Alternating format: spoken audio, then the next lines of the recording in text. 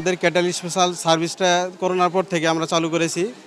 মানে কৃষক এবং গরু ব্যবসায়ীদের মানে কথা বিবেচনা করে তাদের কম মূল্যে এবং নিরাপদে গরু পৌঁছে দেওয়ার লক্ষ্যে আমরা এই সার্ভিসটি চালু করেছি এবং এই সার্ভিসটি পেয়ে তারা অত্যন্ত খুশি হয়েছে এবং তারা নিরাপদে এবং কম মূল্যে ঢাকায় পৌঁছতে পারে।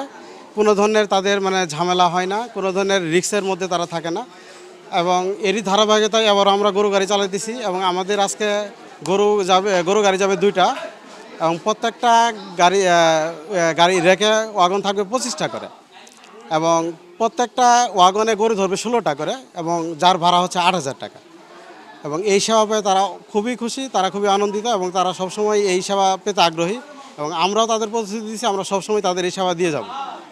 ভবিষ্যতে আমাদের এই সেবা অব্যাহত থাকবে ইনশাআল্লাহ। ট্রেনে নিয়ে গেলে পরে মনে করেন যে নিরাপদে যাইতে পারি, যাইতেও ভালো, গরুও ভালো থাকে, বেচা কেনা করবে গেলেও আল্লাহ নম্বর সমর্থন বেচতে পারি। এই জন্য আমরা ট্রেনে যাওয়া নিরাপদে নিয়ে মন নিয়ে নিয়েছি। একটা বগিতে 16টা গরু আনে, 16টার গরুর ভাড়া 8,500 টাকা। 16টা গরু যদি ট্রাকে নিতে যাই 20 থেকে 25,000 টাকা ভাড়া ভরে যায়। ট্রেনে গরু নেওয়া অনেক শান্তি, নিজে গরু শান্তি, গরুও শান্তি, নামাও শান্তি পাওয়া যায়, যাইও শান্তি পাওয়া যায়, সব দিকে শান্তি। আর বিক্রি করার কারণে 2টা পয়সা হবো না, ঢাকা বাড়াইতেছি। বাসটা দিয়ে গেলে কোনো নষ্ট ফিষ্ট হবো, তার কাম কি সরকারে গাড়ি পাঠাইছে, গাড়ি দিয়ে পাঠাইতেছি। আমরা ট্রেনে করে গরু নিয়ে গেলে আমাদের সুযোগ সুবিধা, আমাদের ঝড় বৃষ্টি এলেও আমরা ভিজি না আর ট্রেনে কোনো সমস্যা হয় না, আমরা নিরাপদভাবে ঢাকা যায় পৌঁছতে পারি।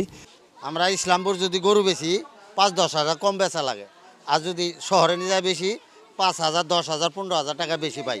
এই কারণেই আমরা ট্রেনে ঢাকা নিয়ে যাই।